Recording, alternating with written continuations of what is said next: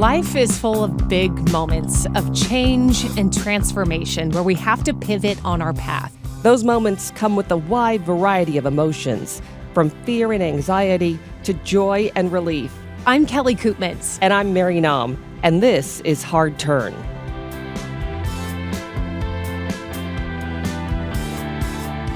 Well, hello, Mary. Good to see you, Kelly. Nice to see you, too. Let me declutter this table. You see, this is what I wanted. Our lovely viewer. If you're watching, then you can see. We have stuff on the table. And if you are listening, you can just picture there's stuff on the table. Yeah. And a few episodes ago, they were like, can you declutter? Right. There's too much It was just stuff. Paper and, I don't know. Paper, my badge, my phone. Yeah. So anyway, it's very appropriate today. for this episode specifically to get our act together, Yes. Mary. So today we're talking to Suzanne Allbee, and she is the owner of Be Organized Seattle, and she takes on clutter. These are maybe older people who are now downsizing and they have so much stuff and don't know what to do with it. Or they're a family member who's inherited a bunch of stuff and like, what do I do with this? And she helps them. Yep. And you don't have to be a senior. I mean, it could be, you could be in your 20s. You're moving and you realize I have more stuff than I realize. Yeah. And I got to downsize. So she helps with that. She gives us great insights into the mentality behind It's all it. in the mind. The motivations, the economics, and what I think is most important, some tips for people. So let's get right to her. This is Suzanne. Suzanne, thank you so much for joining us today. Thank you, Kelly. Hi, Mary. Nice to meet you. Nice to meet you. I think this is a really relatable subject for a lot of people, whether you are older or you have parents who are older or you have parents yourself who maybe young, but you see it coming down the line. We're talking about the stuff we accumulate in life, clutter, and you are the key to the decluttering for so many people. But how you got into this, we want to use that kind of as our launching point. So for you, your hard turn in terms of making this your day's work. Can you walk us through your experience with your dad? Sure. It was pre-COVID, so maybe, a year before. And I reached a point with my career. I had two young kids, two young daughters, and was busy like most busy moms are, and I just had reached a point in my career that I knew I needed a change. I knew I needed to do something different, just didn't know what that was. Around the same time, my dad was diagnosed with Alzheimer's, and they were in their late 70s and live in the Midwest. So I'm in Seattle, they're in Springfield, Missouri, because you call it Missouri, right? And trying to come to terms with their own world and how do we help Dad and what happens, in his world as his cognitive ability starts declining. So I'm looking at myself. What am I doing with my life? I'd also just turned 50. So I'm like, I'm 50. What am I doing? How am I doing things? My parents need help. They were needing to move from a very large Midwestern home to what was going to be a 3-tiered community, assisted living, memory care, independent living for my mom, and dealing with all of their stuff. You said 4,000 square foot house, a lot of stuff. A lot of stuff. You live big in the Midwest, right? And, most of the senior communities are 1,000, 1,200 square feet on the bigger side of a 2-bedroom apartment. And they had lived in that home for, decades. Wow. Like most people, most seniors, have been living in their homes for decades. And they've raised families in those homes. And they've gathered things from travels and memories and their own parents and everywhere. And there's just a lot of stuff that someone needs to come to terms with. And sometimes that can be a huge barrier for a lot of people in that next step or taking that next leap. So I started thinking and trying to find someone to help in Missouri, to help them, and we eventually found someone, and I just kind of recognized this need. There's a huge need for those of us in this sandwich generation, this generation that is living with our own kids and yet also coming to terms with the aging of our own parents, right? And trying to work full-time. Most of us in Seattle, anyway, too busy working family, parents, and all of the kid stuff. And somebody's got to deal with the stuff eventually. And how was your experience? What did it feel to you? Because so much of this, it has like physical manifestations. Yep. It's very mental too. For you, what was the experience of facing this is a big task and then pulling it off? it's overwhelm, right? Like and especially when you're not living in the same city. I have two sisters. I'm the oldest of three. One of my sisters lived in 3 hours away from my parents at the time. My other sister was living in Europe, and I'm in Seattle, right? How do we support parents from a distance, right? How do we support parents that are physically still able, but definitely mentally failing, right?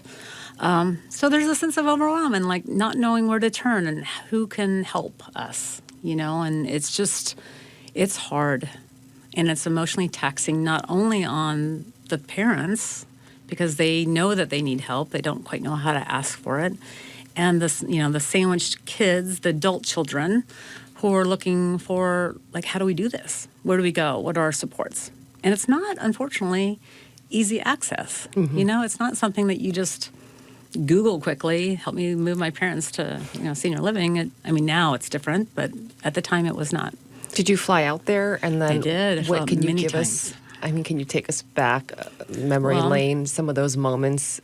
It was, COVID hit. So now we're also flying back during a pandemic. In fact, I remember the day that we moved my parents into senior living, and they moved into a wonderful community. And it took a while to find that, right?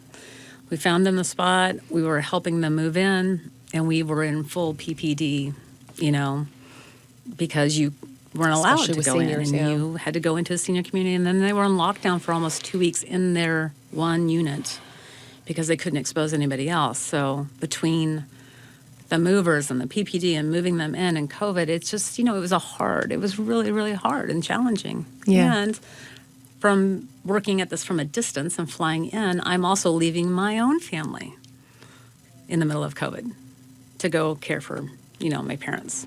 So it was a lot. We talk about feeling overwhelmed and how hard it is. Is there a moment or an item or a decision that you made in terms of dealing with your parents' stuff that kind of is an example of the emotional toll this can take on people, or some of the decisions people are faced with? I've got to give a lot of credit to my mom, to be honest with you. Like, she rallied and we found someone to help her there, and she embraced that support. My mom is one of the strongest women I have ever met, and she will be shocked to hear this, but wow, it takes a lot to support your husband, cognitive failure, and to move yourself with a stranger's help.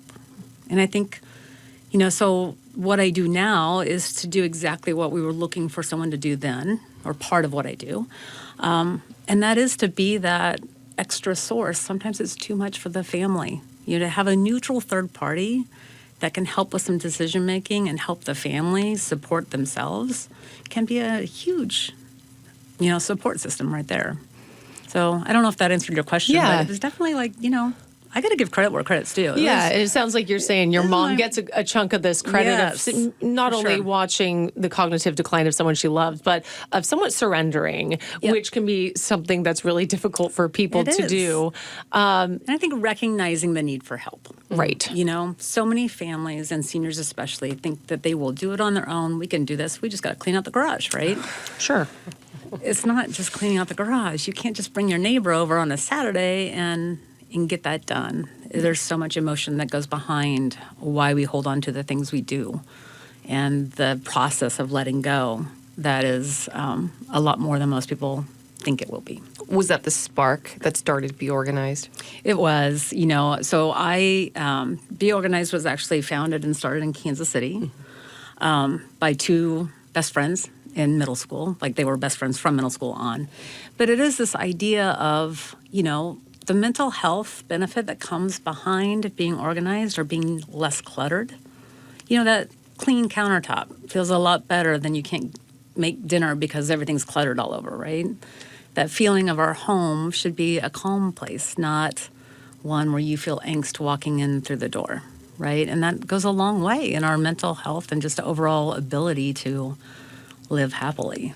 It's not just seniors that are downsizing. It's our entire world, right? Yeah, maybe you can walk us through, what do you do? What are some of these things you encounter? And then what are the economic factors at play? Because I think that's so interesting. It is. It's really, so what we do is help people just simplify to keep it simple.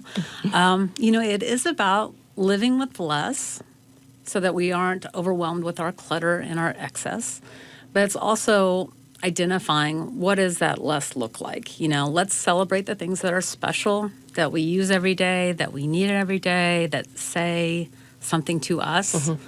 And let's let go of the things that aren't, that don't matter, that we don't need, that are just taking up space. Living more simply, not necessarily minimalistic. There's a difference there. But just more simply, there's a lift that comes with that. There's a burden that, is lifted when you have less things to worry about. So on paper, it's such a simple concept. And I would think that on paper, 99.9% of people would agree with you. They'd be like, Suzanne, yes, absolutely. Hard to execute, though. Really hard. We're dealing with humans. I know.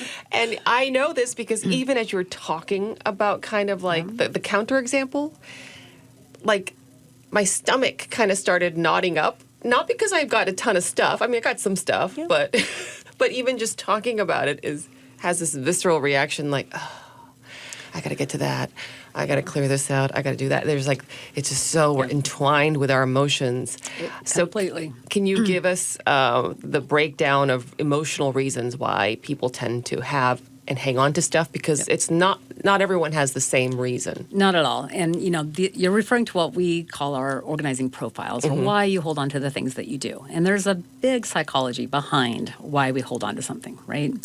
So I'm just going to throw out a few. Please. We've got a quiz on our website. You can go and quiz yourself. But we did. I'm excited to hear. And we will reveal our answers in a little bit.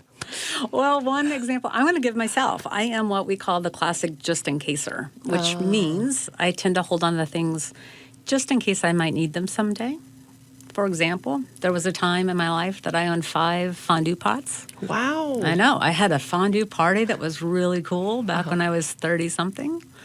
And I thought, I'll just have another one someday, right? And so I moved them several times. Oh, I see. And they kept space in my pantry closet for a decade probably. And, you move and you evaluate what you have. And I'm like, why am I holding on to 5 fondue pots? I never had a second fondue party, right? But understanding that the reason why I was holding it is because I didn't want to not be prepared. I didn't want to fail at being prepared for something I knew that I might need. So when we recognize why, we can also understand how to let those things go. Okay. So we would coach someone like me by saying, what's the worst thing that's going to happen if you don't have that 5th fondue pot? Or, the store things at the store. Oh. Mm-hmm. Or, the sense of community, right? You can borrow a fondue pot from your friend or neighbor if you need it, right? Instead, we hold on to things way more than we need to. But that's just one small example. That's one profile. That's what one are the profile. others?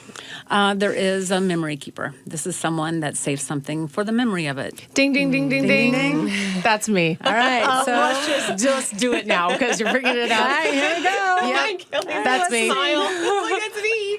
So sometimes this looks like every single piece of art that your child did in preschool, and you have boxes and boxes of it.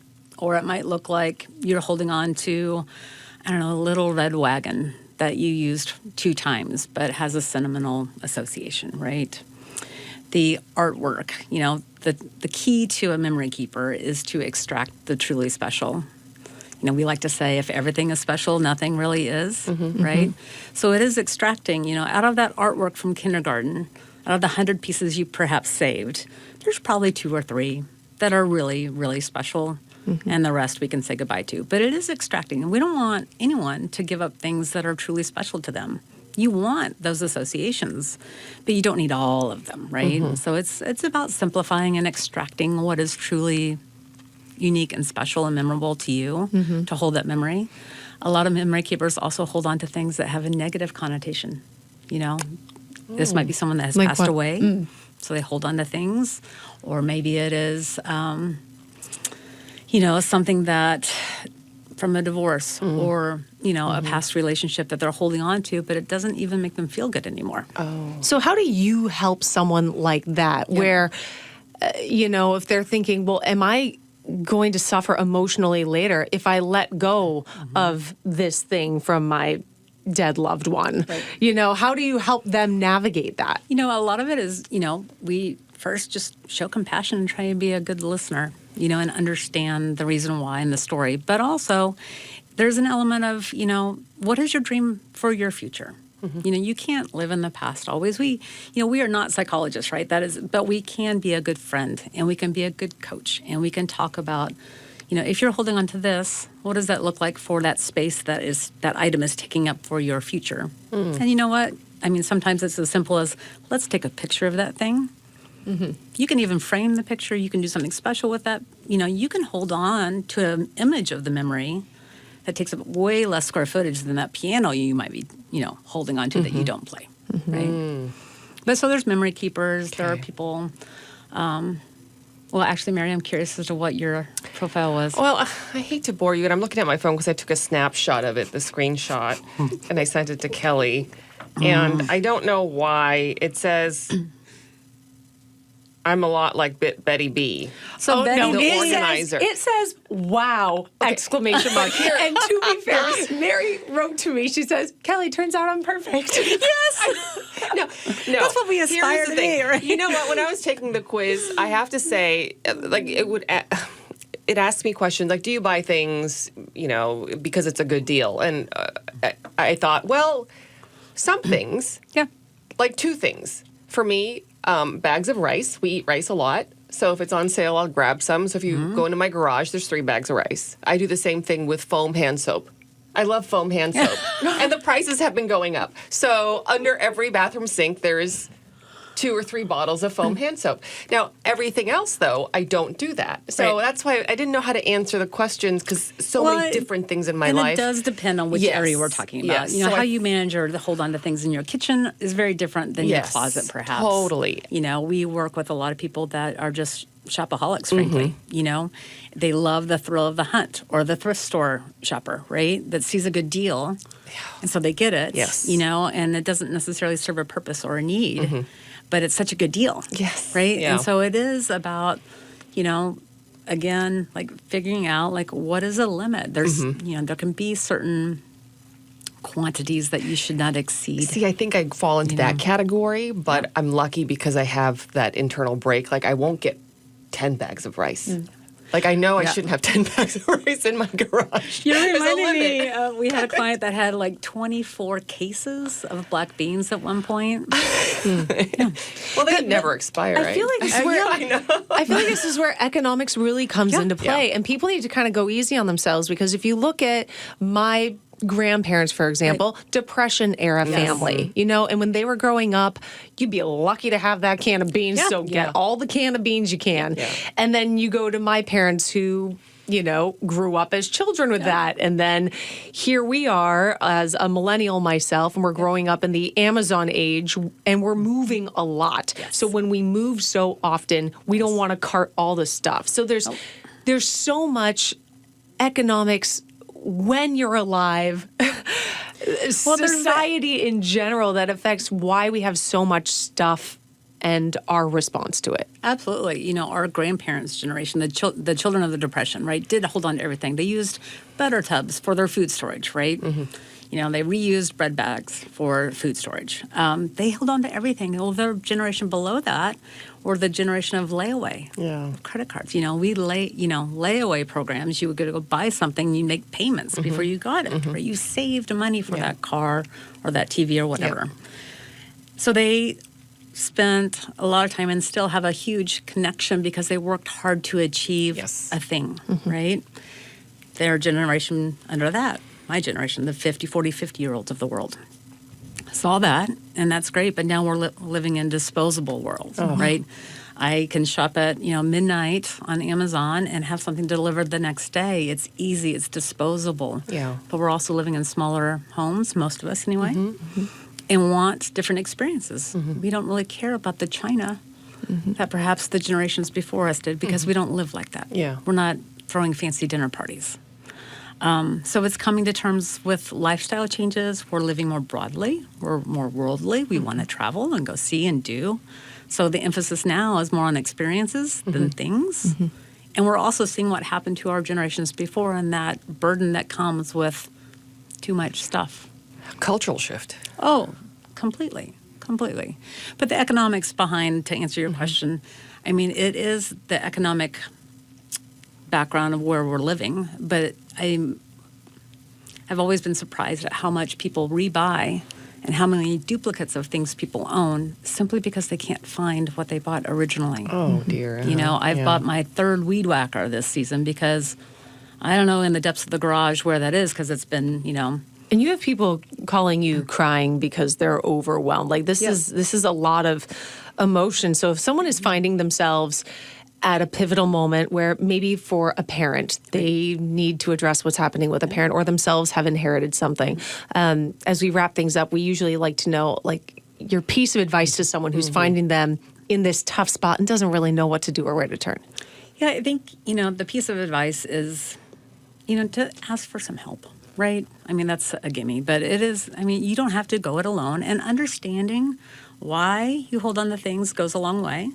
And then being motivated by a cause, you know, that is huge. Like, if I know the person that is going to receive the item that I no longer can use or want or need, that's a motivator in itself.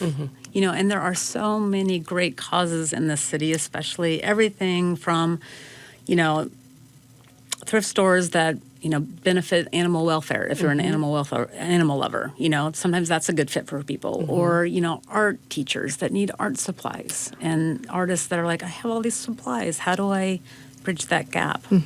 So foster the connection. Yes. Maybe if you're looking at a parent, for example, what does your parent care about? Yes. And what would make that transition easier for them? Exactly. You know, it's all about connecting to wherever that thing is going. And a lot of people overvalue the value of their stuff. You know, someone's like, oh, this is worth a lot. Well, it might have been when you bought it, but right now it's $10 on Craigslist. You know, the time and effort you might spend on trying to sell something often is way more than the item is worth, but yet someone else, you know, some struggling family coming out of a homelessness situation, the value to them is, you know, unbelievable.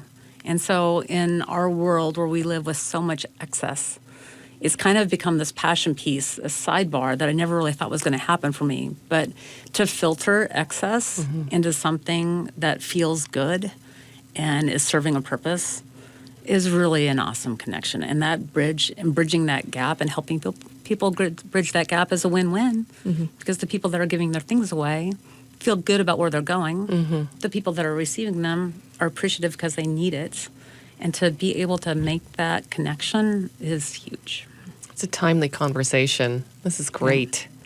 We all have too much stuff. And people are going to go tackle their attics and garages as we get to the holiday shift, and they're looking for all this other stuff. And it's like, this is a good opportunity. You know, I'm glad you brought that up, actually, because we keep talking about, like, how do we get the sandwich generations to have these conversations where most of us are, you know, gathering with families, probably Thanksgiving, Christmas, like, or whatever we are celebrating. You know, it's better to have conversations early and kind of start a plan than waiting till it becomes a crisis. And then it's really, really hard. I tell a lot of seniors it is a gift to your family to deal with your stuff while you're physically and mentally able, right? Well, Suzanne, thank you so much for your time you. and sharing these tips for a lot of people. I know it'll be helpful. Thank you so much. It was fun to talk to both of you. It was fun. Great. I loved this conversation with Suzanne. Okay, what was sticking out to you right now? Well, like I said, I mean, honestly, when she started talking about the counter example, like really, my stomach, it was like someone just grabbed it and was like, ugh, just It's this all visceral reaction. the foam Because you soap. think about, but you think about all the stuff we have at home. Everyone, you know. Yes. No, you can't relate? No, I relate. I relate a ton. So the whole reason I really wanted to talk to Suzanne is it's something I've gone through in a very acute way over the last few years. So within the last several years, I have seen my parents go through my grandma's stuff after she passed. You know, we had some losses in the family that then meant with managing more stuff. And so I've been through it or watched people go through it 3 times over the span of 5 years. Wow. And I think for me, it's pushed me in a total opposite direction of just like stuff really stresses me out. Yeah. I feel heavy, and I know that when I am stressed, the first thing I do is go into like purge mode. Like, what can I get rid of so that I feel lighter? Oh, wow. And I've really noticed that over the last year is when I feel stressed, that is what I do. And that's my antidote. Decluttering, like purging is your... Decluttering, yes. Like, to be clear, not cleaning. Like, some people go into clean mode. No, You're this talking is like, about purging what stuff. toys are the kids not playing with anymore that have sat there for the last several months and I got to get rid of it? Or, she talked about the kids' art. While I do find that I hold on to sentimental things with kid art, I do find that every single week I'm picking the one or two of that week and holding those, and the rest can go. Yep. So I think that there will be a lot of people who resonate with the stress and overwhelm that stuff can bring and the sense of relief that comes when stuff can go. Yes. I just felt like when Suzanne was talking about the different reasons why people do what they do and hang on to things and collect or buy because it's a good deal, or, maybe I'll have that party someday, or maybe it made me understand how personal stuff can be, though, right? It was just so ironic because it's just stuff that you can just get rid of, but we hang on to it because it has so much meaning for us sometimes. And sometimes breaking the news to someone else that you don't care about it as much as that person. Right. So when my mom, she, was getting rid of a few boxes of things and she laid it all out and she's like, do you want it? And there was maybe one thing that like I wanted. Wow. And it's like, Did is feel that like all? on the spot? Is that all? And you're like, yeah. And you feel guilty about it. Yeah, because that's the only thing you wanted. But that was my honest response. And one thing that Suzanne said, I don't think she said it while we were recording, is that one thing you can do if you are feeling pressure, not to say I was feeling pressure in that moment, because clearly I talked about it, but if you are finding yourself under pressure, you can always accept the thing and you can bring it somewhere that it will have a better life. Very good point. So you don't have to say no if you feel that will bring more harm than good, but you can also not have to hold on to it. Yes. Let it go. Well, and the example that you just gave, it just struck me, Kelly, because I had a similar thing with my mother, but it was the complete opposite. She just runs through the house and just like clears everything out, and I would go through the bag because I'm the one taking it to the donation spot, and I remember thinking, why didn't she ask me if I wanted this? I wanted this one thing. So you got your one thing and I didn't get my one thing, but I just wanted one thing.